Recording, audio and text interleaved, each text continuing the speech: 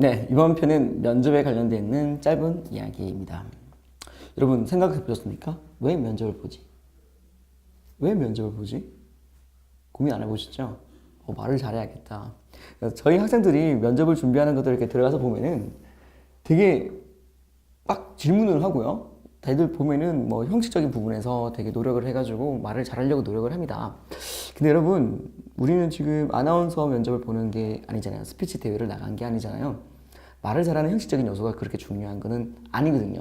물론 말을 조금 더 구체적으로 논리적으로 하고 이쁘게 다듬어서 이야기를 하게 되면 조금 더 좋겠죠. 발음이 정말로 좋으면 더 좋을 수 있겠습니다. 하지만 그것이 전체의 아주 중요한 요소는 아니라고 생각이 됩니다.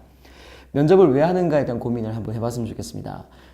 우리가 채용을 할 때 중요한 요소는 그 사람의 인성, 그 다음에 역량, 로열티. 이 부분은 제가 다음에 한번 기회가 된다면 좀 딥하게 한번 말씀을 드릴 건데요. 아무튼 좋은 인재라고 한다면 인성, 역량, 로열티가 균형적으로 갖춰져 있는 사람이라고 보시면 되겠습니다. 그럼 면접을 통해서 이 세 가지를 체크를 하려고 하는 거겠죠.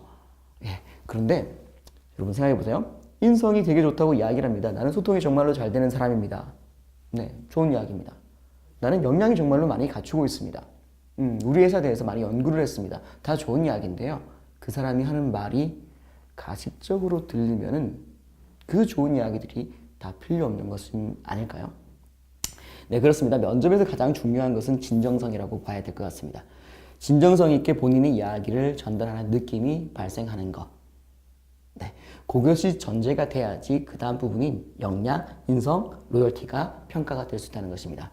여러분들이 그거를 놓치고 계세요. 말을 잘하려고 하고 너무 잘 보이려고 하다 보니까 너무 긴장해 있고, 그리고 너무 어필을 하려고 하다 보니까 오버스럽게 되고, 그리고 너무 잘 보이려고 하다 보니까 거짓말을 하게 되고, 더 그 부분들을 조금 버렸으면 좋겠습니다. 그 나란 사람이 어떤 사람인지 좀 진정성 있게 더 접근하는 거죠. 잘 생각해 보세요. 제가 전혀 움직이지 않고 이렇게 고정돼서 이야기를 한다. 사람답지 않지 않습니까? 편안하게 이야기를 했으면 좋겠어요. 여러분들 면접에서 여러분들끼리 스터디를 할 때 말의 속도가 조금 어떻다, 눈동자가 이렇게 올라간다, 문제가 된다. 물론 비언어적인 것도 되게 중요하겠지만 그것이 절대로 핵심이 아니라는 겁니다. 서로 봐줬을 때는 뭘 봐야 되겠습니까?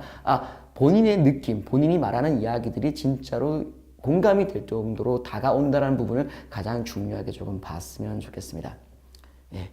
그것이 돼야지 역량, 인성, 로열티가 느껴지기 때문이죠. 그 다음에 면접에서 또 중요한 건 뭘까요? 예, 저서와 마찬가지입니다. 질문에 집중을 하라는 것입니다.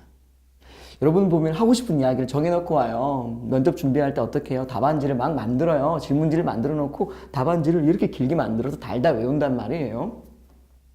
근데 그 외운 거 말 잘하는 사람이 우리가 뽑고 싶은 사람이겠냐고요. 말 잘하는 사람이 뽑고 싶은 거냐고요. 그건 아니라는 거죠. 그리고 달달 외우게 되면 어떻게 되겠습니까? 그쵸?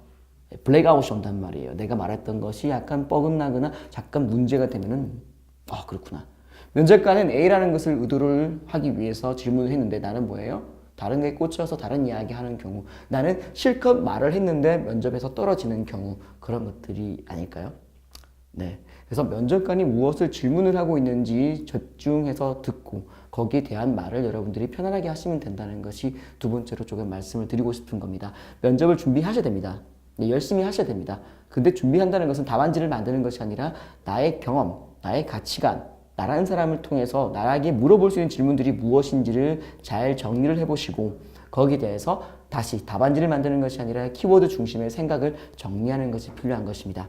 그것을 내가 많은 케이스를 만들어서 큰 문제 없이 일관성을 갖춘 상태에서 진정성이 느껴지게 말하는 게 되게 중요하다는 것이죠. 네.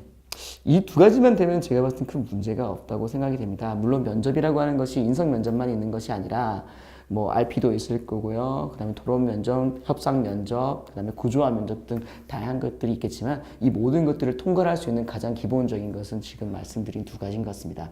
여러분들 면접 너무 긴장하지 마시고요. 나라는 사람을 어떻게 일관되고 진정성 있게 보여줄 수 있는가를 조금 고민을 많이 했으면 좋겠습니다.